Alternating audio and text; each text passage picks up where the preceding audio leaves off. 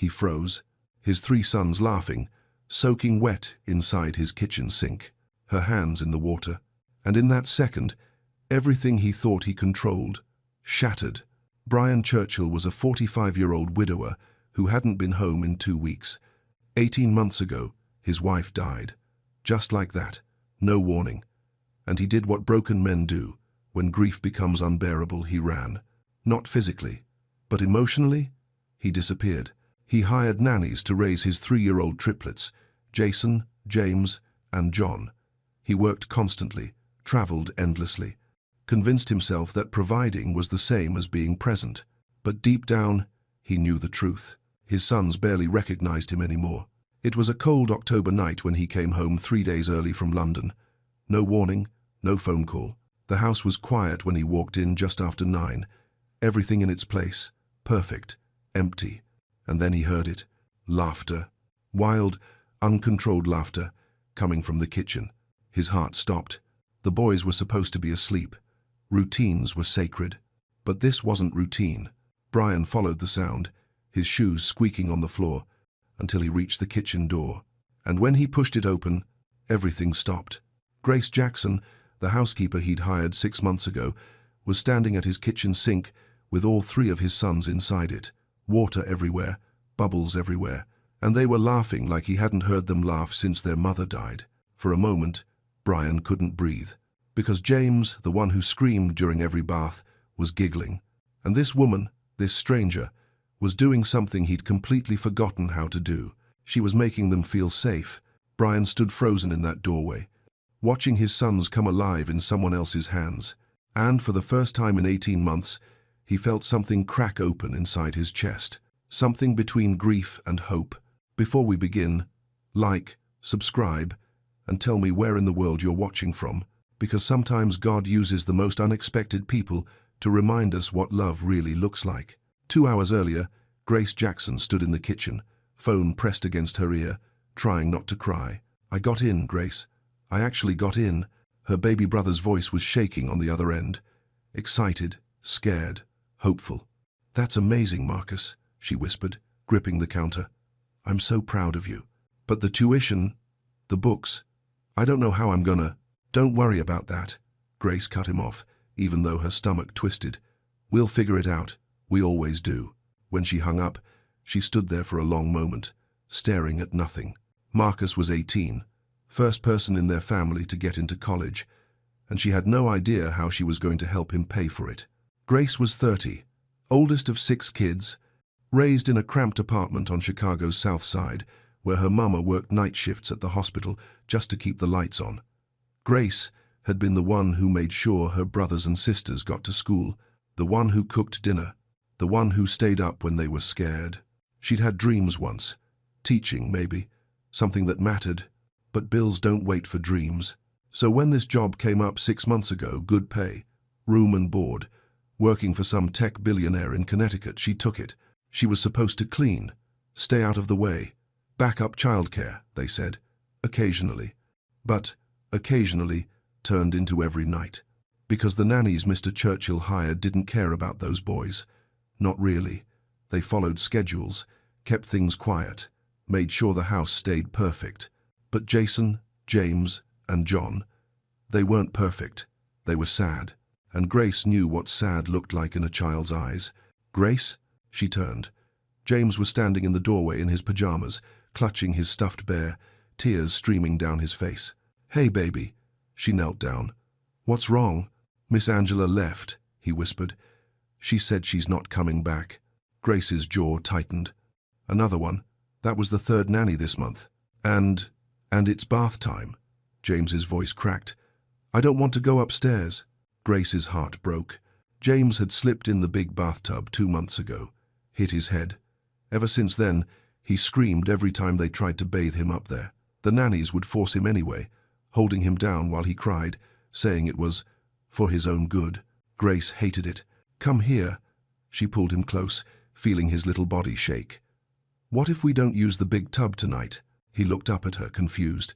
"But Mr. Churchill says..." "Mr. Churchill's not here," Grace said gently. "And you know what? I think we can make bath time fun. You trust me?" James nodded. 10 minutes later, all 3 boys were in the kitchen sink. Grace had filled it with warm water and bubbles. She rolled up her sleeves, put on some old Motown song her mama used to sing, and turned the whole thing into a game. Jason wanted a bubble beard. John wanted to be a sea captain. And James? James was laughing. Actually laughing. Grace stood there with her hands in the water, singing, making up silly voices, and watching these 3 little boys forget just for a moment that they were sad. And that's when the door opened. That's when Brian Churchill walked in. That's when Grace's whole world stopped. Because the look on his face wasn't anger. It was something worse. It was grief. For a moment, nobody moved. Grace stood frozen at the sink, water dripping from her hands. The boys turned toward the doorway, eyes wide. "Daddy," Jason said it first. Then all 3 of them scrambled out of the sink, soaking wet, running straight to him. Brian dropped to his knees without thinking, catching them as they crashed into him. Their wet pajamas soaked through his suit, but he didn't care. He wrapped his arms around all 3 at once, holding them tighter than he had in months. "I missed you," he whispered, his voice rough. "You're home early," John said, pulling back to look at him. "Are you staying?" Brian hesitated. "Yeah, I'm staying. Can you hear the jungle story?" James tugged on his sleeve. "Grace tells it every night. There's a lion and a moon and—" "Okay, okay." Grace's voice cut through gently. She was drying her hands on a towel, not quite meeting Brian's eyes. "Bath time's over. Let's get you boys into bed." "But Daddy just got here," Jason protested. "And Daddy will still be here in the morning," Grace said, her tone kind but firm.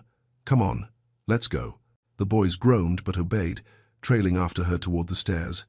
Brian stood slowly, watching them go. At the doorway, Grace paused, turned back. "Mr. Churchill," her voice was steady, but he could see tension in her shoulders. "I can explain." "After they're asleep," Brian said quietly. "Meet me in the study." She nodded and disappeared down the hall. 30 minutes later, Grace knocked on the study door. "Come in." She stepped inside, her hair pulled back now, her shirt changed. Professional, guarded. Brian was standing by the window, looking out at the rain. He didn't turn around. "The kitchen sink," he said. Grace took a breath. "James is terrified of the bathtub upstairs. He slipped 2 months ago. Ever since then, he screams every time we try to. So, you put all 3 of them in my kitchen sink?" "Yes." Brian finally turned. His face was unreadable.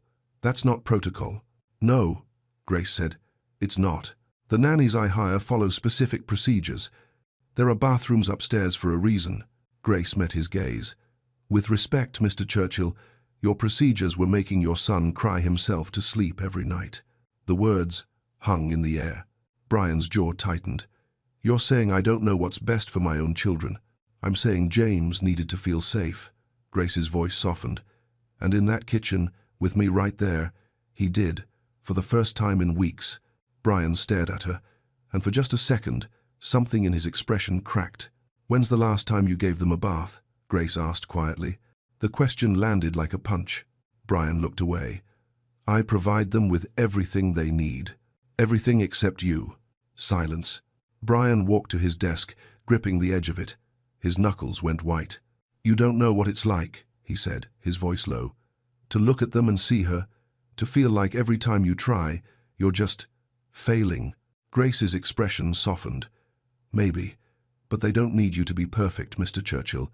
They just need you to be there."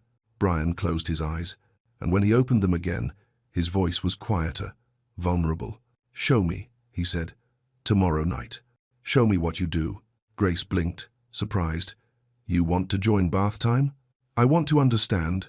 She nodded slowly. "Okay." As she turned to leave, Brian called after her. "Miss Jackson." She stopped. "Thank you," he said, "for being there when I wasn't."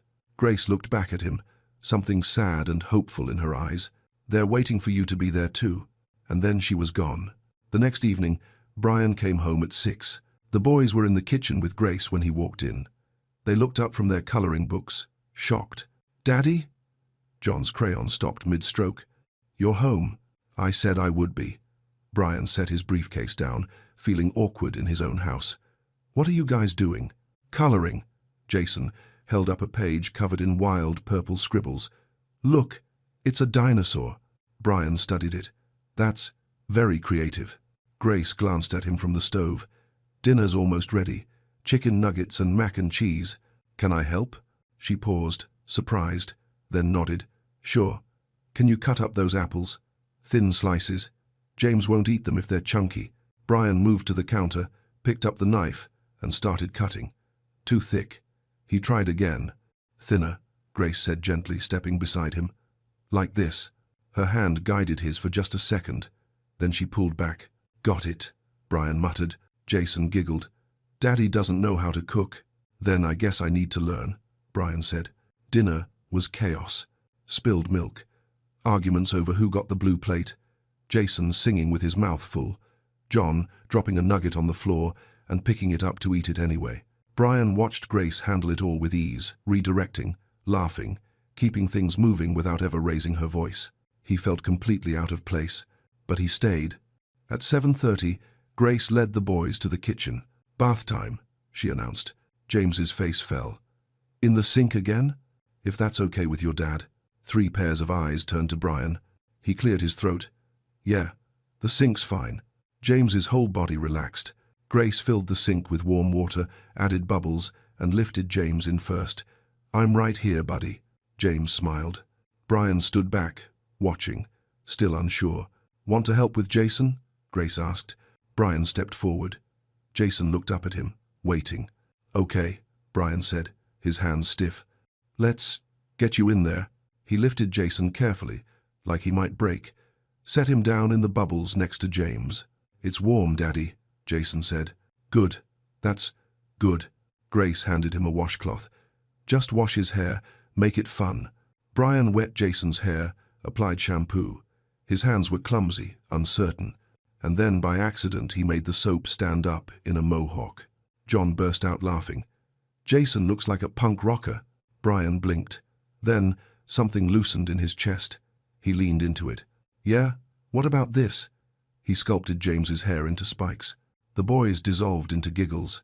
Do, John! Do, John! They shouted. Brian made John's hair stick straight up. All 3 boys were laughing so hard they could barely breathe. And Brian, for the first time in 18 months, laughed with them. Really laughed. Grace stepped back, watching, a small smile on her face. This was what they needed. What he needed. After the boys were asleep, Brian found Grace cleaning the kitchen. Water was everywhere, towels in a pile. He grabbed one and started drying the counter. You don't have to. I want to. They worked in silence for a moment. Then Brian spoke, his voice quiet.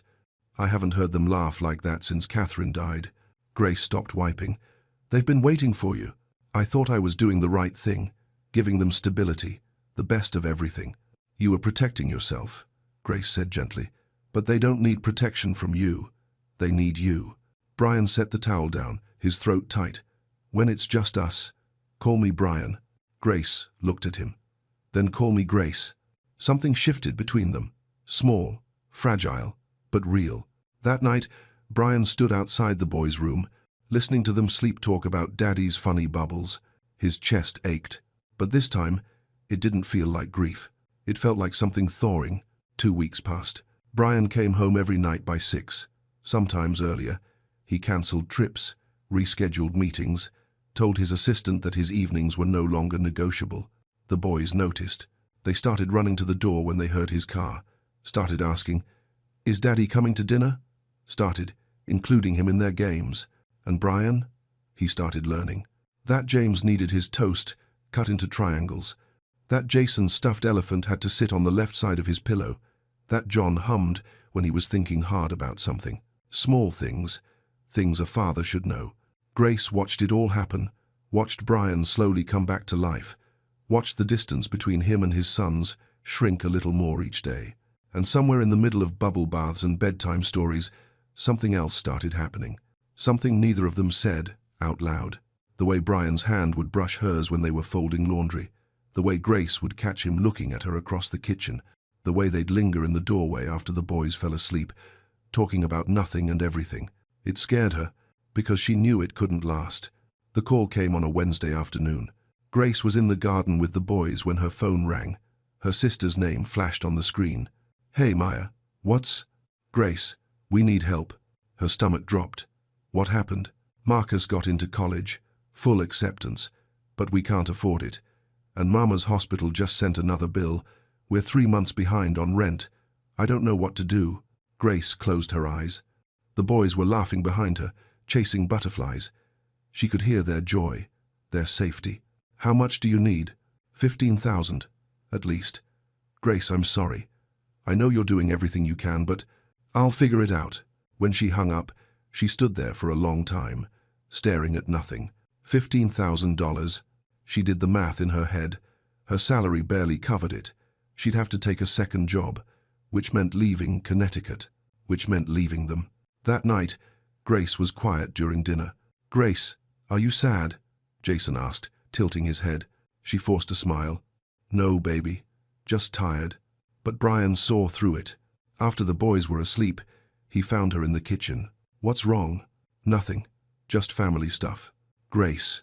She looked up at him, and for a moment, she almost told him, almost let herself lean on someone else for once. But then she remembered who he was, what she was. He was a billionaire. She was the help. It's fine, she said. I can handle it. Brian didn't push. But the worry stayed in his eyes. Late that night, Grace sat at the small desk in her room above the garage. She pulled out a piece of paper, stared at it for a long time. Then she started writing. Dear Mr. Churchill, it is with deep regret that I must resign my position, effective 2 weeks from today. Her hand shook. This has been the most meaningful work of my life. Your sons will always hold a piece of my heart. Tears fell onto the paper. But my family needs me, and I cannot be in 2 places at once. She signed it, folded it, left it on his desk before she could change her mind. The next morning, Grace went through the motions, made breakfast, played with the boys, pretended her heart wasn't breaking, and at noon, Brian found the letter. He read it once, twice, 3 times. Then he sat down at his desk, the letter crumpled in his fist, and realized something that terrified him. This wasn't just about the boys anymore. He needed her too. Brian cancelled his afternoon meetings. He sat in his study, staring at Grace's resignation letter, and felt something inside him collapse. Effective 2 weeks from today. 2 weeks. 14 days before his sons lost the only person who'd made them feel safe again. Before they went back to being quiet, withdrawn, alone. Before he lost. Brian stopped himself. But the thought had already surfaced, and once it was there, he couldn't push it back down. This wasn't just about the boys. He found her in the garden that afternoon. The boys were napping. Grace was sitting on the bench under the oak tree, staring at nothing. She didn't hear him approach. Grace. She turned, startled, stood up quickly. Mr. Churchill, I was just... Why didn't you tell me? She froze. Brian held up the letter. Your family, the money. Why didn't you say anything? Grace looked away. Because it's not your problem. Not my... Brian stopped himself, took a breath. You're leaving because you need $15,000. I'm leaving because my family needs me. Her voice was steady, but he could hear the pain underneath. My brother got into college. My mama's drowning in medical bills. I'm the oldest. This is what I do. So you're just going to walk away? From the boys? From... He stopped. From what? Grace's eyes met his. Brian didn't answer. Couldn't. Because what was he supposed to say? That somewhere between bubble baths and midnight conversations she'd become essential? That the thought of her leaving felt like losing Catherine all over again? He had no right. They need you, he said finally. They need you more. Grace's voice cracked. You're their father, Brian. I'm just... Don't. The word came out harder than he meant. Don't say you're just anything. Grace stared at him. You saved them, Brian said quietly. You saved me. And I'm not letting you walk away because you think you have to choose between your family and mine. What are you saying? Brian pulled an envelope from his jacket. I made some calls this morning. Your brother's tuition is covered. All 4 years. Room and board, books, everything. Grace's hand went to her mouth. Brian, I can't. It's already done. Anonymous donation. His school doesn't even know it came from me. Why would you do that? Because I'm selfish. Brian's voice was raw. Because the thought of you leaving... He stopped. Started again. Because you gave my sons something I couldn't. Joy, safety, love. And I'm asking you, begging you to stay. Tears streamed down Grace's face. Not as an employee, Brian continued. As family, I want to make you their legal guardian. His voice broke. I want you to stay. Grace covered her face with her hands, shoulders shaking. Brian took a step closer. Please. For a long moment, she didn't move. Then she looked up at him, tears still falling. Okay, she whispered. I'll stay. Brian exhaled, relief flooding through him. But neither of them saw the Mercedes pulling through the gates. Neither of them knew that everything was about to get much harder. Saturday morning. Brian was in the kitchen with Grace and the boys, making pancakes, flour everywhere, Jason's hands covered in batter, John trying to flip one and nearly dropping it on the floor. Laughter, warmth, the kind of morning Brian never thought he'd have again. Then the doorbell rang. Grace looked up. Were you expecting someone? Brian frowned. No. He walked to the front door, wiping flour from his hands. When he opened it, his blood went cold. Patricia, Catherine's mother, stood on the doorstep, perfectly dressed, her eyes sharp as glass. Hello, Brian. She stepped inside without waiting for an invitation. I was in the area. Thought I'd visit my grandsons. Brian's jaw tightened. You should have called. Should I need permission to see my own family? She walked past him toward the kitchen, her heels clicking on the floor. And when she stepped into the kitchen doorway, she stopped. Brian, wearing an apron. Grace at the stove. The boys covered in flour, giggling on the counter. Patricia's expression didn't change, but her eyes said everything. The rest of the morning was unbearable. Patricia stayed, watched everything, criticized the boys' table manners, mentioned how Catherine would have handled things differently, asked pointed questions about Grace's responsibilities. Grace stayed quiet, professional, but Brian could see her pulling back, building walls. That evening, after the boys were in bed, Patricia cornered Brian in his study. We need to talk. Brian closed his laptop. About what? About her. Her name is Grace. Patricia's eyes narrowed. I'm aware. I'm also aware that she's become far too comfortable in this house. The boys cling to her, Brian. It's inappropriate. She's good for them. Or she's creating a dependency that will devastate them when she leaves. Because people like her always leave. Brian stood. What's that supposed to mean? You know exactly what it means. Patricia's voice was cold. She's the help, Brian. Let's not pretend this is something it isn't. You're a widower. You're vulnerable. And she's taking advantage of that. That's not. What do you really know about her? Her background, her intentions? I know she loves my sons. Or she loves your money. Patricia leaned forward. Catherine has been gone barely 18 months, and you're allowing some woman to insert herself into your children's lives, into your life. Think about what you're doing. In the hallway, Grace stood frozen. She'd been bringing fresh towels for the guest room, but when she heard her name, she stopped. People like her always leave. She's the help. Taking advantage. The words cut deeper than anything she'd felt in years, because part of her had started to believe she belonged here, that maybe she wasn't just the housekeeper, that maybe Brian saw her as something more. But Patricia's voice was a mirror, showing Grace the truth she'd been trying to ignore. She didn't belong in this world. She never would. Grace set the towels on the hall table and walked away, her chest so tight she couldn't breathe. Inside the study, Brian's voice was low, firm. Grace is staying. As family.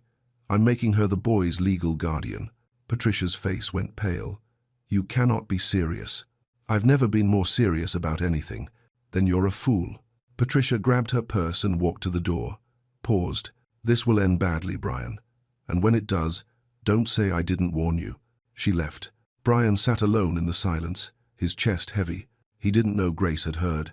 He didn't know the damage was already done. The next morning, something was different. Grace was in the kitchen when Brian came down. She had breakfast ready. The boys were eating. Everything looked normal, but it wasn't. Good morning, Brian said. Good morning, Mr. Churchill. Her voice was polite, distant. Mr. Churchill, not Brian. He felt the shift immediately, like a door had closed between them. The rest of the day was the same. Grace stayed professional, did her job, played with the boys. But there was a wall now, something she'd put up overnight that Brian couldn't reach through. At dinner, he tried. Grace, about yesterday, my mother-in-law. It's fine. She didn't look at him. She has every right to be concerned about her grandchildren. That's not what I... Excuse me, I need to start their bath. She left the room before he could finish. That night, Grace stood at the kitchen sink, the same sink where everything had started, and felt her heart breaking. She'd been foolish. So foolish. For 2 weeks, she'd let herself believe in something that didn't exist, that she could be part of this family, that Brian saw her as more than just the help. But Patricia's words had torn that illusion apart. She's the help, Brian. Let's not pretend this is something it isn't. Grace looked down at her hands in the soapy water and realized the truth. No matter how much the boys loved her, no matter how much she'd started to feel at home here, she would never truly belong. Not in this world. Not in his world. Upstairs, the boys sensed it too. "Why is Grace sad?" James whispered to Brian during story time. "I don't know, buddy. Did we do something wrong?" "No, you didn't do anything wrong." But John climbed into Brian's lap, looking up at him with worried eyes. "Is Grace leaving?" Brian's throat tightened. "No, she's not leaving." "Promise?" "I promise." But even as he said it, Brian felt the lie in his chest, because something had changed, and he didn't know how to fix it. Late that night, Brian stood outside Grace's door above the garage. He raised his hand to knock, then stopped. What could he say? That he'd defended her to Patricia? That didn't erase the words Grace must have heard. That didn't change the reality of who they were. A billionaire and his housekeeper. 2 different worlds that had collided for a moment, but were never meant to stay together. Brian lowered his hand, walked back to the house alone, and neither of them slept that night, both staring at the ceiling in separate rooms, feeling the weight of everything unsaid pressing down on their chests.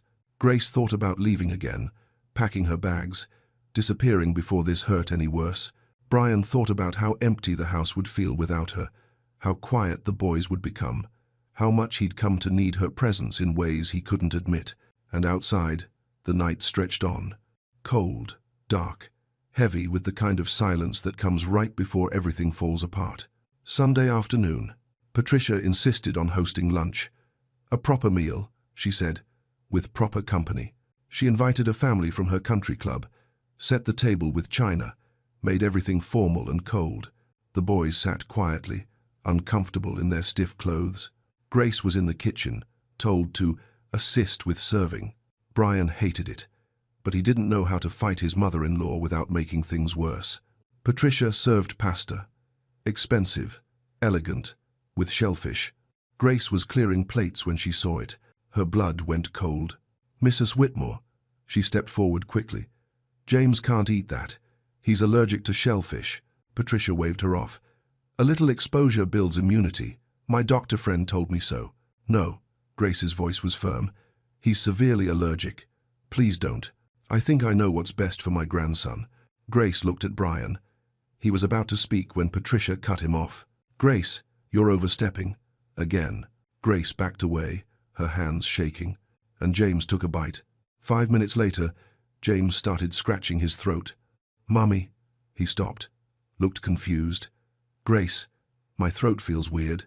Grace was at his side instantly. Hives were breaking out on his arms. His breathing was getting shallow. "James?" Brian stood, panic rising. "What's wrong?" "He's having an allergic reaction." Grace's voice was calm, but her hands moved fast. She pulled an EpiPen from her apron pocket. She'd been carrying it for months, just in case. Patricia went pale. "What are you?" Grace didn't answer. She administered the injection, steady and sure, then pulled out her phone. "This is Grace Jackson. I need an ambulance." 3-year-old boy. Severe allergic reaction. EpiPen administered. "Yes, he's breathing. We're at..." Brian couldn't move, couldn't think. Just watched Grace hold James, keeping him calm, whispering to him. "You're okay, baby. I've got you. Just breathe with me. In and out." James clung to her. "Grace, scared." "I know, but you're safe. I promise." The ambulance came. Grace rode with James. Brian followed with Jason and John. At the hospital, the doctor pulled them aside. "You saved his life. Another few minutes and this could have been much worse." James was in a bed, recovering, and he wouldn't let go of Grace's hand. Jason and John sat on either side of her, pressed close. Brian stood in the doorway, watching, and something inside him shattered.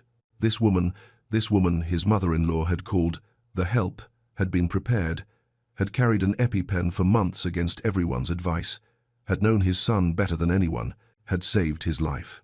Patricia appeared beside him, her face pale with guilt. She looked at Grace holding James, at the way all three boys clung to her. "I was wrong," Patricia whispered. Brian didn't respond, because he was done listening to anyone's opinion about Grace. Later, in the hospital cafeteria, Brian sat across from Grace. She looked exhausted, shaken. "I found your resignation letter," he said quietly. Grace looked down. "Brian, I'm not accepting it. Your mother-in-law made it very clear where I stand." "I don't care what she thinks." Brian leaned forward. "Grace, you saved my son's life today, but more than that, you've been saving all of us since the day you got here."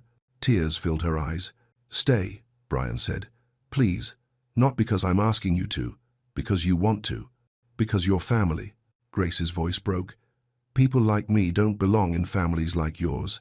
Then maybe I've been in the wrong family." Brian reached across the table, took her hand. "Maybe the right family is the one you choose, the one that chooses you back."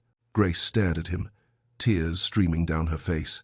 "I'm staying," she whispered, and for the first time in days, Brian breathed. 6 months later, spring came to Connecticut, bringing warmth after a long winter. The Churchill estate looked different now. Toys scattered on the lawn, drawings taped to the fridge, laughter echoing through rooms that used to feel like a museum. Brian had restructured everything. Came home by 5 every day. No weekend travel, no more running. The boys were different too, louder, happier, more alive. And Grace, she was still there. Not as the housekeeper, not as the help, as family. One evening, Brian stood in the kitchen doorway, watching. Grace was at the sink, the same sink where everything had started giving the boys their bath. They were 4 now, still giggling, still splashing, still turning bath time into an adventure. But this time, Brian didn't just watch. He walked over, rolled up his sleeves, joined them. "Daddy, you're getting soaked," John squealed. "That's the point, isn't it?" Brian grinned, making bubble beards on all 3 boys. Grace caught his eye and smiled. And in that moment, Brian realized something. He'd spent 18 months trying to control everything, trying to keep the grief at bay by staying busy, by keeping his distance, by doing everything the right way. But Grace had shown him something different, that sometimes love means getting messy, means breaking your own rules, means showing up even when you're scared of getting it wrong. Later that night, after the boys were asleep, Brian and Grace sat on the back porch. The air was warm. The stars were out. "Jason drew another picture today," Grace said softly. "Yeah? 5 people this time. You, me, and the boys. He titled it, 'My Family.'" Brian's throat tightened. "Is that what we are?" Grace looked at him. "I think so. Don't you?" Brian nodded. "Yeah, I think we are." They sat in comfortable silence for a moment. Then Grace spoke quietly. "You know what I think?" "What?" "I think God knew exactly what he was doing, bringing me here, to this house, to your boys." She paused. "To you." Brian reached over, took her hand. "I think Catherine would have liked you." "Yeah?" "Yeah. She always said the best things in life come when you're not looking for them, when you stop trying to control everything and just let Grace in." Grace smiled, tears in her eyes. "Grace, that's ironic. Maybe. Or maybe it's exactly how it was supposed to be." The next morning, Brian came downstairs to find chaos in the kitchen. Grace was making pancakes with the boys, flour everywhere, batter on the counters, music playing. Pure, beautiful mess. Grace looked up, caught him watching, and laughed. "Don't just stand there. We need help." Brian walked over, and as he stepped into the noise and the laughter and the mess, he felt something he hadn't felt in years. Complete, not because everything was perfect, but because everyone he loved was right there, present, laughing, together. That evening, Patricia called. "How are my grandsons?" she asked, her voice softer than it used to be. "They're good, happy." A pause. Then, "And Grace, is she still there?" "She is." "Good."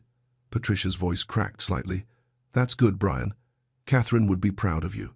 When Brian hung up, he stood there for a moment, letting those words settle. Then he walked into the living room where Grace was reading to the boys. He sat down beside them. James crawled into his lap. Jason leaned against Grace. John sprawled across both of them, And Brian closed his eyes, listening to Grace's voice, feeling his son's weight against him, and whispered a prayer he hadn't prayed in months. Thank you for second chances, for grace that shows up when you need it most, for family that finds you even when you've stopped looking, for love that heals, for coming home. Sometimes the people who save us aren't the ones we expect. Sometimes grace walks through your door, wearing an apron and carrying hope you didn't know you needed. Sometimes family isn't about blood. It's about who shows up, who stays, who loves you through the mess. Brian Churchill learned that the hard way, but he learned. And in a kitchen where 3 little boys once learned to laugh again, a broken man learned something too. That being a good father isn't about perfection. It's about presence. It's about love. It's about grace. If this story touched something deep in your soul, I want to hear from you. Hit that like button. Subscribe if you believe in second chances. And tell me in the comments, have you ever had someone walk into your life and change everything? Share this with someone who needs to know that healing is possible, that grace is real, that sometimes God uses the most unexpected people to put broken families back together. Because maybe, just maybe, this story found you for a reason. He walked in and saw his father in another woman's arms, and in that one moment, blinded by fear, by rage, by everything he thought he knew, Leonard Scott destroyed the only person who'd refused to give up on his father. Leonard hadn't been home in 3 weeks. He'd been in London closing a deal that would change his company forever. But something kept pulling at him, a voice in the back of his mind that said, "Go home, see your father." So he left early, 3 days ahead of schedule. He walked through the front door, tired but smiling. He wanted to surprise Thomas, maybe sit with him, talk. It had been too long. He climbed the stairs and heard voices coming from his father's room, Thomas's labored breathing, a soft groan, then her voice gentle, encouraging. Leonard's stomach tightened. He pushed the door open. Olivia Grant's arms were wrapped around his father. Thomas's face tilted back, eyes closed, breath coming hard. Their bodies pressed so close Leonard's mind couldn't process what he was seeing. He didn't see the 6 steps his father had just taken for the first time in 8 months. He didn't see Thomas's legs shaking, about to collapse. He didn't see Olivia catch him the way someone who cares catches someone who's falling. All Leonard saw was betrayal. "What the hell are you doing with my father?" Olivia spun around, startled, her arms still supporting Thomas. Leonard's face went pale, then red. "Get your hands off him. Mr. Scott, please, I can explain." "Explain what?" His voice cracked. "You think I don't see what's happening here?" He shoved her. Hard. Olivia stumbled backward, her arms slamming into the nightstand. Blood appeared on her skin. Mrs. Chen stood frozen in the doorway. Staff members whispered. "She's been alone with him every day." Leonard grabbed Olivia by the arm. "You're done. Pack your things. Get out." Thomas tried to speak. "Leonard," she was helping, but his voice was too weak. The walking had drained him. Leonard looked at his father and saw exhaustion, confusion, vulnerability. "She's been taking advantage of him," he thought. Olivia didn't fight. She walked out without another word, blood running down her arm, dignity still intact. But her heart was breaking. Not for herself, for Thomas, who'd just had his miracle stolen. Before we begin, hit like, subscribe, and tell me where you're watching from. Because if you've ever given everything and been accused of the worst, this story will break you open. Sometimes grace works through the people we destroy, and what Leonard's about to discover will change everything. 2:17 in the morning. Leonard sat in the blue glow of the computer screen, his coffee long gone cold. He'd been watching for 3 hours now. The first video started simple enough. August 15th, 3:42 p.m. Olivia walked into his father's room carrying printed diagrams. She showed them to Thomas, pointing at different exercises. Leg lifts, ankle rotations, balance work. Thomas looked at the paper, then at her. His mouth moved. Leonard couldn't hear the audio through the old system, but he could read his father's lips. "I couldn't even lift my foot yesterday." Olivia's response was clear. She pointed at Thomas, then at the calendar on the wall, her expression gentle but firm. Yesterday was yesterday. Today is today. Leonard leaned closer. For 20 minutes, Olivia worked with his father. Patient, steady, never rushing. When Thomas managed to lift his leg 3 inches off the bed, his whole face changed.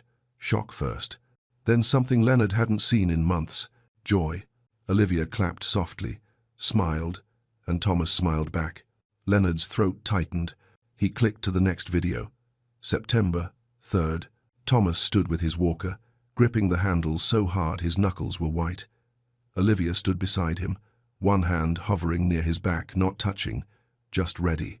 Thomas took one step, then his legs started shaking. Panic flashed across his face. Olivia moved fast. Her arms went around his torso, supporting his weight, and she lowered him gently into the wheelchair. The exact position Leonard had seen today. The exact embrace he'd misunderstood. Thomas sat there, head in his hands, shoulders shaking. He was crying. Olivia didn't speak. She just pulled a chair next to him and sat, handed him water, waited. After a few minutes, Thomas looked up at her. Even without sound, Leonard could see his father mouth the words, "I'm sorry." Olivia shook her head. She pointed at the walker, then at Thomas. Then she made a walking motion with her fingers. "You will walk. I'm not giving up on you." Leonard's hand trembled on the mouse. He clicked another video. September 22nd. This time, Thomas stood and took 2 steps, then 3, then 5. His legs gave out, but Olivia caught him, and when she lowered him into the chair, Thomas buried his face in his hands again. But this time, he wasn't crying from frustration. He was crying from joy. Olivia knelt beside the wheelchair. She took his hand, and Leonard watched his father mouth the words that would haunt him forever. "You gave me my life back." Leonard stood up so fast his chair fell over. He stumbled to the window, gripping the frame, his breath coming hard. "Oh God, what have I done?" He pressed his forehead against the cold glass. Outside, the rain was coming down harder now. The world blurred. Behind him, the video kept playing. He could hear it, the silent footage of his father learning to walk again, learning to hope again, because of her. And he'd thrown her out like garbage. Leonard's chest tightened, his hands started shaking. He turned back to the desk and clicked another video. October 1st. The camera showed Olivia in the corner of the room, sitting on the floor, her head in her hands. Thomas was asleep in his chair, exhausted from therapy, and Olivia was crying. Her whole body shook with silent sobs. She wiped her eyes, took a breath, composed herself. Then she stood, checked on Thomas, and went back to organizing his medications. She never asked for help, never complained, never stopped. Leonard sank into the chair. The next video was dated 2 weeks ago. Olivia's face looked thinner, tired, but she still showed up, still smiled at Thomas, still believed. Leonard opened another window on his computer, pulled up Olivia's payroll file, and that's when he saw it. Direct deposit, 40% of her stated salary. The rest, withheld at her request. Reason, equipment and supplies for patient care, personal expense. She'd been paying to help his father. Leonard's vision blurred. He clicked back to the footage. Today's date, 4 p.m. He watched Thomas take 6 steps. 6 beautiful, impossible steps. Watched his legs start to give. Watched Olivia catch him in that perfect therapeutic hold. Watched his father whisper, "Thank you." And then watched himself burst through the door. Watched himself destroy everything. Leonard put his head in his hands. "Oh God," he whispered into the empty room. "What have I done?" Leonard didn't sleep. He sat in that chair until the sun came up, watching video after video. 8 months of footage. 8 months of Olivia showing up every single afternoon at 3:30, no matter what. There was the day Thomas threw his water bottle across the room in frustration. Olivia didn't flinch. She picked it up, refilled it, and sat beside him until he was ready to try again. There was the session where Thomas's leg cramped so badly he screamed. Olivia massaged it for 20 minutes, patient and gentle, until the pain passed. There was the afternoon she arrived with her eyes red and swollen. Clearly she'd been crying about something. But the moment she walked into Thomas's room, she smiled. She showed up for him anyway. Leonard's hands wouldn't stop shaking. At 6 in the morning, he grabbed his keys and headed downstairs. Alan was already in the kitchen, preparing morning tea. "Where is she?" Leonard asked. His voice came out hoarse. "Where did Olivia go?" Alan looked up, surprised. I don't know, sir. She left around 1 this morning, didn't say where." Leonard's chest tightened. "Did she leave a forwarding address? A phone number?" "No, sir. She just left." Leonard ran a hand through his hair. What about her things, her room? Empty. Leonard turned and headed toward the guest wing anyway. He pushed open the door to Olivia's room. Alan was right. Empty. The bed was made. The surfaces wiped clean. It looked like no one had ever lived there at all, except for one thing. On the dresser, a small stack of receipts held down by a rock. Leonard walked over and picked up the top one. Meadowbrook, Nursing Home Supply, Resistance Bands, $47. The next one, Medical Equipment, Depot, Balance Board, $83. The next, Therapeutic Footwear, $126. Leonard flipped through them. Dozens of receipts, hundreds of dollars, all of it Olivia's own money. Beneath the receipts, a work schedule from Meadowbrook Nursing Home, night shift, 3 days a week, 11 p.m. to 6 a.m. She'd been working 2 jobs, just to help his father. Leonard's legs gave out. He sat on the edge of the bed, the receipts trembling in his hands. On the nightstand, he noticed something else, a small notepad. The top page had been torn off, but the imprint remained. He held it up to the light. Mum, deposited $800. Should cover this month. Love you. Leonard closed his eyes. She'd been sending money home, to her mother, and still somehow found a way to buy equipment for Thomas. A soft knock at the door. Alan stepped inside. Sir, your father is awake. He's asking for Miss Grant. Leonard looked up. What do I tell him? Alan's expression was gentle but firm. The truth, sir. It's all we have left. Leonard stood slowly, the receipts still in his hand. He walked down the hall to his father's room. Thomas was sitting in his wheelchair by the window, staring out at nothing. Dad. Thomas didn't turn. Is she gone? Leonard's throat closed. Yes. Did you apologize? I tried to find her. She's not. Did you apologize? Thomas's voice was quiet, broken. Not yet. Thomas finally turned, and the look in his eyes, disappointment, grief, something deeper than anger, nearly broke Leonard in half. She gave me everything, Thomas whispered, and you took it all away. Leonard's hands shook. I know. I watched the footage. I saw. Everything. Then you know what you destroyed. Leonard nodded. He couldn't speak. Thomas turned back to the window. Find her. Make this right. Or don't come back. Leonard drove to the address listed on Olivia's employment file. A small apartment complex in Riverside, 40 minutes from the estate.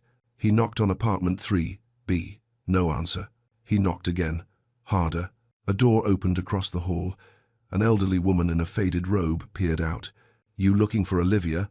Yes. Do you know where she is? The woman studied him. Her eyes narrowed. You're him, aren't you?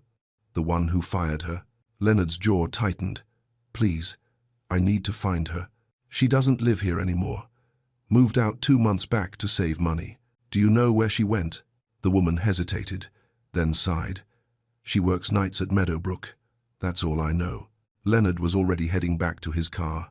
Meadowbrook Nursing Home sat on the edge of town, a low brick building with tired landscaping. Leonard pulled into the parking lot just after 7 in the morning.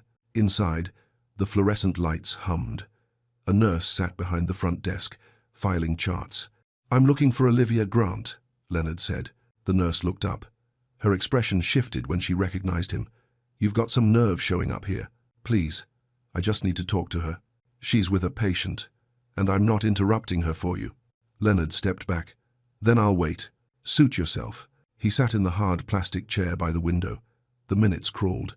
He watched through the glass as Olivia moved through the corridor with an elderly man, helping him practice walking with a cane. Her movements were the same ones he'd seen in the videos. Patient, gentle, focused. The man took 4 shaky steps and smiled. Olivia smiled back. And something in Leonard's chest cracked open. 6 o'clock came. Shift change. Olivia emerged from the patient wing, pulling her jacket on. She looked exhausted. Her eyes had dark circles beneath them. She froze when she saw Leonard. For a moment, neither of them moved. Then she turned and walked toward the exit. Leonard followed. Olivia, please. Just give me 5 minutes. She pushed through the door into the grey morning light. I don't have anything to say to you. Then just listen. She kept walking toward her car, a beat-up Honda with a dented bumper. Leonard's voice cracked. I watched the footage. All of it. 8 months of it. Olivia stopped. Her hand was on the car door handle, but she didn't open it. "I know what you did for my father," Leonard continued. "I know you paid for his equipment yourself. I know you worked 2 jobs just to afford it. I know you never asked me for anything." Olivia's jaw tightened. "And now what? You watched some videos and decided I'm acceptable?" "No." Leonard stepped closer. "Nothing makes what I did acceptable. I was wrong, completely wrong. You humiliated me in front of everyone." Her voice shook. "You shoved me. You called me a predator. You threw me out like I was nothing. I know. You have no idea what you took from me." Tears filled her eyes now. "I gave your father everything I had, every afternoon, every ounce of strength, and you destroyed it in 5 minutes." Leonard pulled out his phone, showed her the bank statements, the receipts. "You paid for his therapy out of your own pocket. You worked overnight just to afford it." Olivia looked away. "That doesn't matter now." "It matters to me." Leonard's voice dropped. "My father won't speak to me. He told me to find you, or not come back." Olivia wiped her eyes. "Good. He's right. I destroyed the best thing that ever happened to him." Leonard paused. "I want to make this right. I'm creating a foundation for stroke survivors who can't afford rehabilitation." Olivia laughed bitterly. "You think money fixes this?" "No, but it's a start." He met her eyes. "I'm funding it with $50 million, and I want you to run it. As Director of Patient Care, full benefits, $250,000 a year. You hire your own staff. You set your own protocols." Olivia stared at him. "Why should I trust you?" "You shouldn't."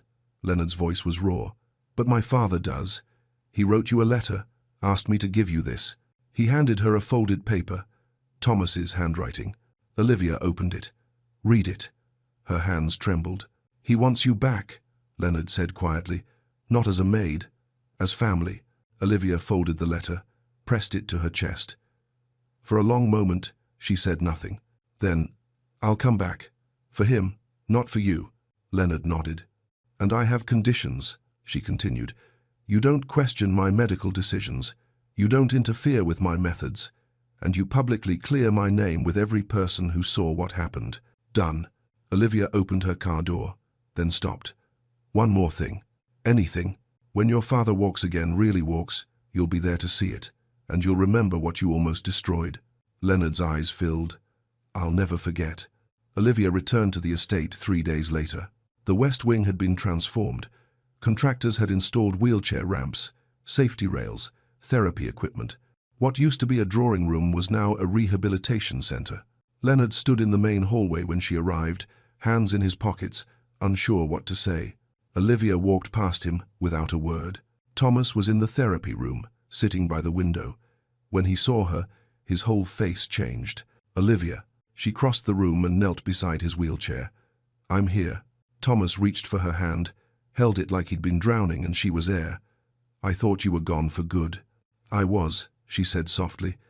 "But you asked me to come back." "Thank you." His voice cracked. "Thank you."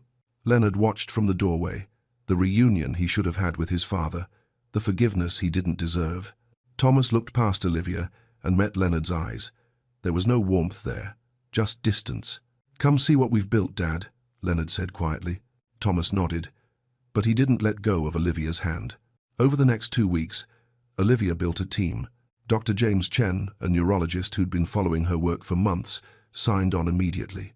Then Patricia Morrison, a physical therapist from the VA. David Okafor, who'd trained in Nigeria and brought techniques Leonard had never seen before. The team worked like family. They laughed during breaks.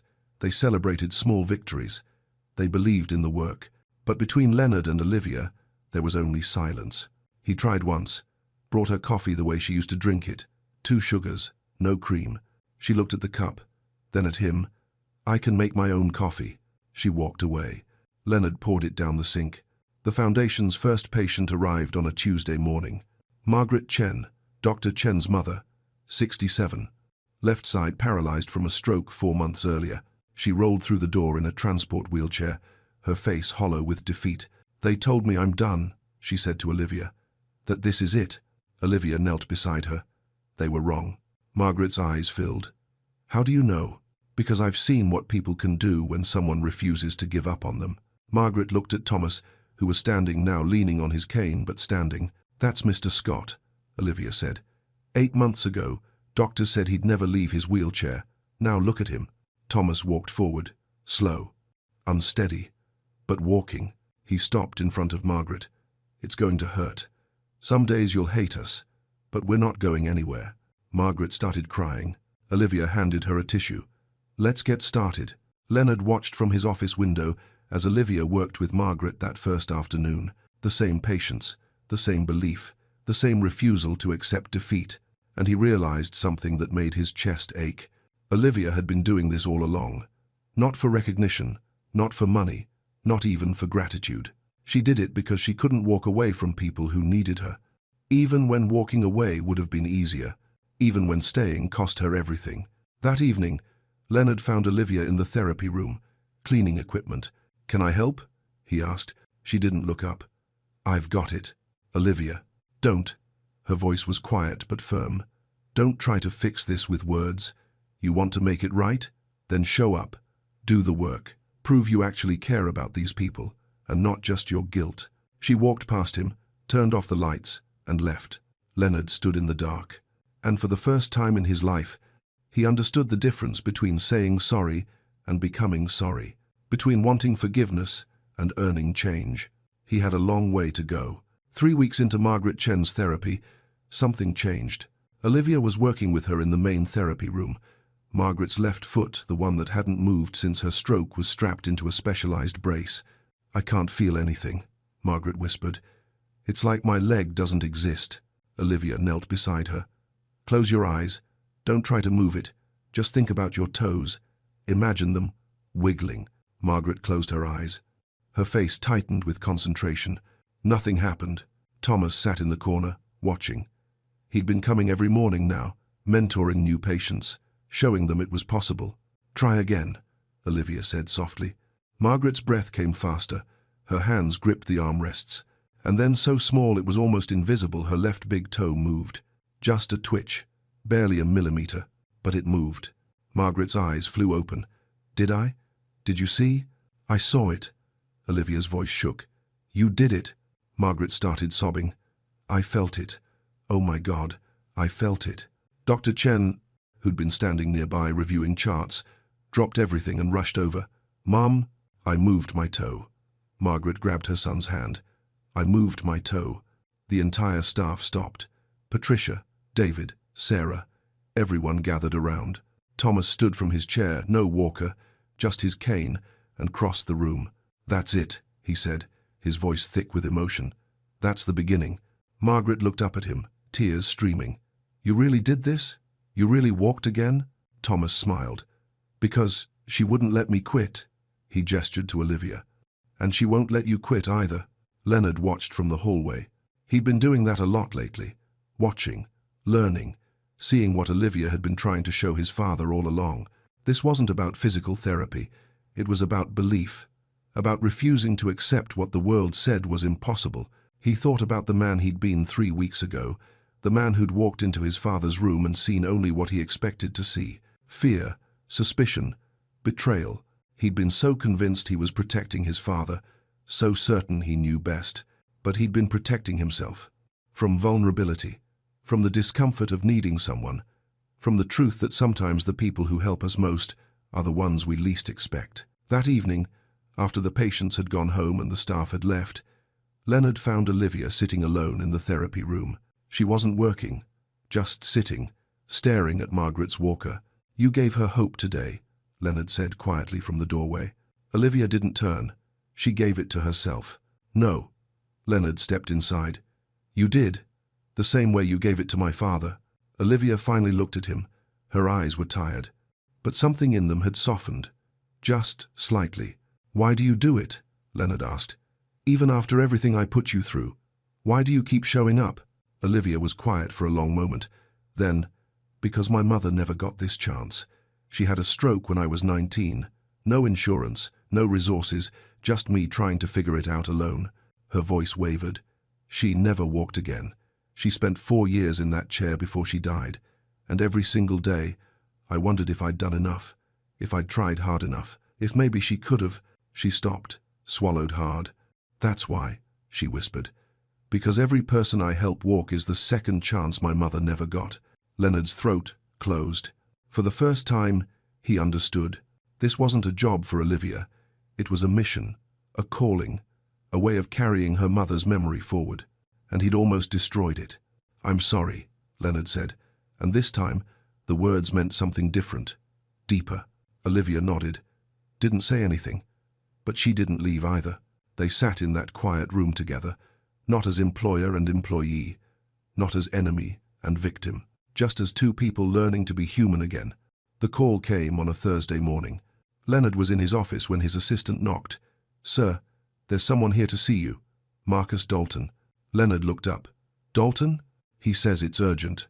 Leonard hadn't seen Marcus Dalton in 15 years, not since his father cut ties with him over Medicare fraud allegations. The man had rebuilt his empire, since then, Dalton Health Systems, 27 rehabilitation facilities across 3 states. Dalton walked in, wearing a $1,000 suit and a practiced smile. "Leonard, it's been too long." Leonard didn't shake his hand. "What do you want?" Dalton sat without being invited. "I'm here as a friend. Your little foundation is making waves. Good waves. But you're disrupting some very established systems. That's the point." "I'm sure it is." Dalton's smile thinned. "But you're also creating liability concerns.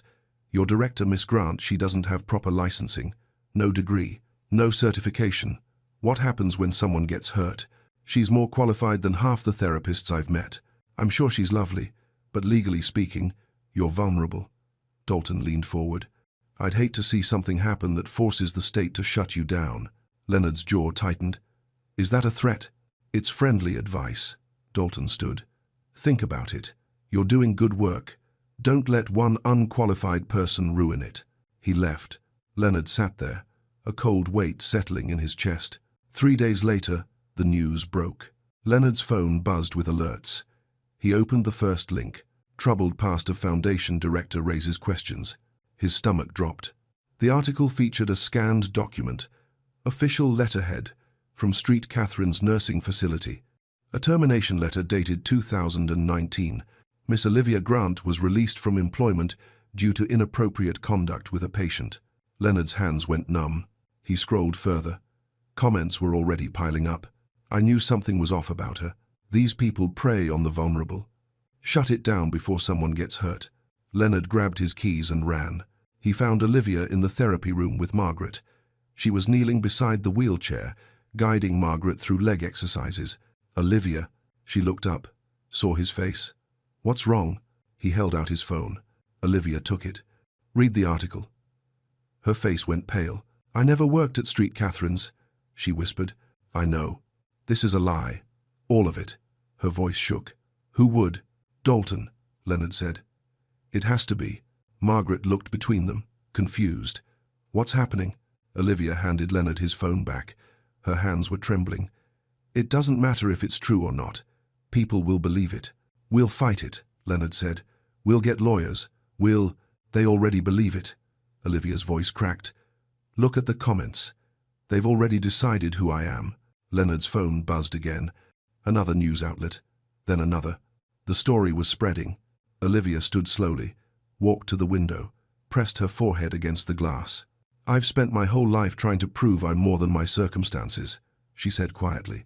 "No degree, no money, no credentials, just hard work and belief." She turned. Tears streamed down her face, and in one article, they erased all of it. Margaret wheeled closer. "Olivia, we know the truth. Everyone here knows." But Olivia shook her head. 3 families already called this morning. They're pulling their loved ones out. They don't want me near them. Leonard's chest tightened. "We'll fix this." "How?" Olivia's voice broke completely now. "How do you fix a lie that people want to believe?" She walked past him, out of the room. Leonard stood there, Margaret looking up at him with worry in her eyes. And for the second time, Leonard watched Olivia walk away, not because she wanted to, but because someone had taken her dignity and torn it to pieces. Only this time, he wasn't the one who'd done it, but he was the one who had to fix it. Olivia stopped coming to the estate. She didn't quit, didn't make an announcement. She just stopped showing up. Leonard called her phone. No answer. He drove to Meadowbrook. The nurse at the desk said Olivia had taken a leave of absence. Where is she? I don't know. And if I did, I wouldn't tell you. Leonard stood in the parking lot, lost.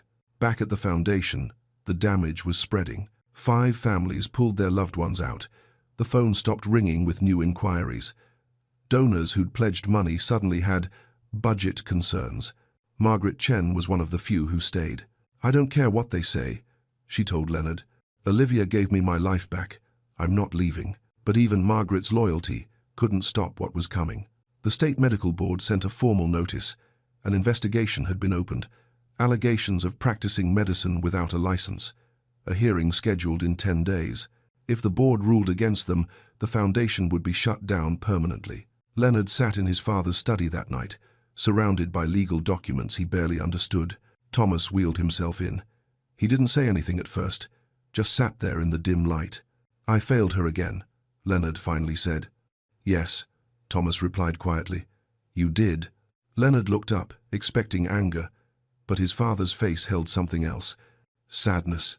I spent 40 years building companies, Thomas continued, making deals, winning.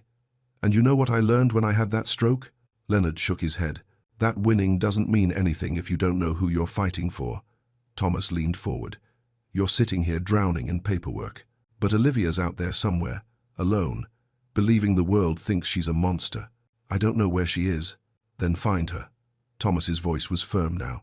Stop hiding behind lawyers and documents. Go find her. And when you do, don't tell her you'll fix it. Show her she's not alone. Leonard drove for 2 hours before he found her. A small chapel on the edge of town. The parking lot was empty except for one beat-up Honda. Inside, the chapel was dim. Candles flickered near the altar. Olivia sat in the front pew, head bowed, hands folded. Leonard slid into the pew beside her, said nothing, just sat. After a long silence, Olivia spoke. My mother used to bring me here when I was little, when things got hard. Her voice was barely a whisper. She'd say, when people don't see you, God does. Leonard's throat tightened. I keep telling myself that, Olivia continued, that the truth matters, that God sees. But it doesn't stop the pain. I know. Olivia finally looked at him. Her eyes were red, exhausted. Why are you here? Because you shouldn't be alone. I've been alone before. I know. But not this time. Olivia looked back at the altar. A tear slid down her cheek. They're going to shut us down, aren't they? Not if I can help it. You can't fight this, Leonard. Dalton has money. Lawyers. Power. So do I. Leonard turned to face her. But more than that, we have something he doesn't. What? The truth. And people who've lived it. Olivia wiped her eyes. Margaret. And Thomas. And every patient whose life you changed. Leonard's voice grew stronger. They're going to testify. They're going to tell the board exactly who you are. Olivia's breath caught. You think it'll be enough? I don't know, Leonard admitted. But I'm not giving up. And neither are you. For the first time in days, something shifted in Olivia's face. Not hope. Not yet. But the possibility of it. She nodded slowly. Okay. Okay? Let's fight.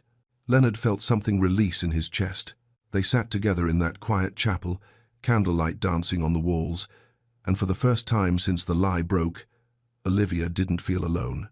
And Leonard understood what his father had been trying to teach him all along. You don't save people by fixing their problems. You save them by standing beside them when everything falls apart. The State Medical Board hearing room was cold, sterile. 5 board members sat behind an elevated bench, faces unreadable. Dalton's legal team filled the front row. 4 attorneys in matching suits. Leonard sat beside Olivia. Patricia Okafor, the civil rights attorney David's sister had recommended, sat on Olivia's other side. The board chair cleared his throat. We're here to determine whether the Second Chance Foundation has engaged in unlicensed medical practice. Dalton's lead attorney stood, presented the forged Street Catherine's letter, called a handwriting expert who claimed Olivia's signature matched, brought forward anonymous testimonies from patients claiming they felt pressured, emphasized Olivia's lack of credentials. This woman, the attorney said, has no degree, no license, no formal training. She's practicing medicine on vulnerable people, and this board has a duty to protect the public. Olivia's hands trembled in her lap. Leonard reached over and covered them with his own. She didn't pull away. Patricia stood. "Your Honor, may we call witnesses?" The board chair nodded. The gallery doors opened. Margaret Chen wheeled herself in, but halfway down the aisle, she stopped, gripped the armrests, and stood. The room went silent. Margaret took 4 slow, deliberate steps, then 4 more. She reached the witness stand and turned to face the board. 3 months ago, doctors told me I'd never walk again. Insurance called me maximum medical improvement. Gave up on me. Her voice shook. Miss Grant didn't. She saw something in me nobody else could see. And now I'm standing here. A board member leaned forward. "Mrs. Chen, we're not disputing Miss Grant's intentions." "Then don't dispute her results," Margaret interrupted. "I walked into Dalton's facility in a wheelchair, stayed 8 months, got worse. I walked into the Second Chance Foundation in a wheelchair. 6 weeks later, I'm standing." She sat down. Next, Thomas walked to the stand. No wheelchair, just his cane. He looked directly at Marcus Dalton in the gallery. "Marcus and I were business partners 25 years ago, until I discovered he was defrauding Medicare. I turned him in. He rebuilt his empire, and now he's trying to destroy the one person who actually helps people instead of billing them." Thomas turned to the board. "My son fired Miss Grant because he thought she was hurting me, but she was saving me. And the day he threw her out, I wanted to die. Not from the stroke, from the realization that we punish goodness because we don't recognize it." His voice cracked. "Don't make the same mistake." Then came Robert Walsh, 80 years old, Vietnam veteran. He walked to the podium unassisted. "Dalton's facility kept me 8 months, billed the VA $89,000. I left worse than I came." He pointed at Olivia. 6 weeks with her, free, and I'm walking. Patricia stood again. "Your Honor, I'd like to call one final witness." The doors opened. A woman in a business suit walked in. Professional, confident. "State your name for the record," Patricia said. "Rebecca Kim, former Director of Marketing for Dalton Health Systems." Dalton's face went white. Rebecca pulled out a folder. 3 weeks ago, I resigned. I couldn't stay silent anymore." She handed documents to the board. "These are internal emails from Mr. Dalton instructing his team to fabricate evidence against Miss Grant." She pulled out a USB drive. "This contains audio of Mr. Dalton explicitly saying, 'I don't care if the accusations are true. Kill the program. Destroy the girl.'" The room erupted. The board chair banged his gavel. "Order." Dalton's attorneys scrambled, whispered frantically. The board huddled for 15 minutes. When they returned, the chair's face was grim. "The complaint against the Second Chance Foundation is dismissed. Furthermore, we're referring this matter to the State Attorney General for criminal investigation." The room exploded with applause. Olivia collapsed into Leonard's arms, sobbing. But outside, in the parking lot, Leonard's phone rang. Alan's voice was panicked. "Sir, it's your father." He collapsed. "Ambulance is on the way." Leonard's world stopped. Leonard and Olivia ran through the hospital doors together. Thomas was in the ICU. Second stroke. Left side, paralyzed again. When they reached his room, he was agitated. Monitors beeping frantically. Nurses trying to hold him still. "Mr. Scott, you need to calm down." But Thomas fought them. His blood pressure spiked. 190 over 110. The doctor turned to Leonard. "We may need to sedate him." "No," Olivia said. She pushed past the nurses. "Let me through." She sat beside Thomas and took his right hand, the one he could still move. "Thomas, it's me. I'm here." His eyes found hers, wild, terrified. "You're safe," she whispered. "I'm not leaving." Slowly, so slowly, his breathing steadied. His grip loosened. The monitors started calming. Within 10 minutes, his blood pressure dropped to 145 over 90. The doctor stared at the monitors, stunned. "I've never seen anything like that." Olivia didn't let go of his hand. 3 days later, Thomas woke up. His left side was weak, weaker than before. The doctor said recovery would be slow, uncertain. But when Thomas looked at Olivia, he smiled. "Told you," he whispered. "Can't get rid of me that easy." Olivia's eyes filled. "Don't you ever scare me like that again." Deal. The news about Dalton broke nationally that week. Federal prosecutors filed charges: fraud, conspiracy, Obstruction of justice. Marcus Dalton faced 20 years. His facilities were investigated. Hundreds of patients came forward with stories of unnecessary treatments, inflated bills, false hope sold for profit. Dalton health systems collapsed within months, and the Second Chance Foundation grew. 18 months later, the estate grounds were covered in white chairs, 200 guests, mostly foundation patients and their families. Olivia stood in the bridal suite, looking at herself in the mirror. Her dress was simple, elegant, real. A knock at the door. Thomas stepped in, wearing a tuxedo, leaning on his cane. "You look beautiful," he said. Olivia's eyes filled. "You're really going to do this? Walk you down the aisle?" Thomas smiled. "I've been practicing." She crossed the room and hugged him, held on tight. "Thank you," she whispered, "for believing in me when no one else did. You gave me my life back, Olivia. This is the least I can do." The music started. Thomas extended his arm. Olivia took it, and together they walked down the aisle. Slow, steady, every step a miracle. Margaret Chen sat in the front row, wiping tears. Robert Walsh stood at attention. Dr. James Chen waited at the altar, his face full of love. Leonard stood beside James as best man. When Olivia passed, she met his eyes, and she smiled, not the cautious smile of someone still healing, but the real smile of someone who'd forgiven.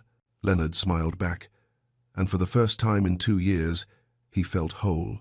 5 years later, the Second Chance Foundation operated in 11 states, 200 therapists trained in Olivia's methods, thousands of patients given hope. Thomas volunteered 4 days a week, until the day he passed peacefully in his sleep at 82. His journal entry the night before he died read, "I lived through 2 strokes. Olivia gave me years I wasn't supposed to have. I walked her down the aisle. I saw my foundation change lives. I have no regrets. This is what grace looks like." The study where Leonard first watched the security footage, the room where everything changed, became a memorial. The walls were covered with photos, hundreds of patients holding signs, "Second chances are real." In the center, a framed image, Olivia holding Thomas after his first 6 steps, his face tilted back in gratitude, her arms supporting not just his body, but his hope. Beneath it, a plaque. The moment that changed everything. October 12th. Olivia stood there one afternoon, watching a new patient take her first steps in the therapy room next door. Leonard found her there. "What are you thinking?" he asked. She watched the woman stumble, then catch herself, watched her family cheer. "I'm thinking your father was right," Olivia said softly. "Legacy isn't what you build. It's who you help build themselves." Leonard stood beside her. "He'd be proud of you. He'd be proud of us." They watched together as another impossible thing became possible. Outside, in Thomas's garden, flowers bloomed in the afternoon sun, and somewhere in every person who'd learned to walk again, in every family reunited with hope, in every second chance given, Thomas's spirit lived on. Not in what he'd built, but in who he'd helped become whole.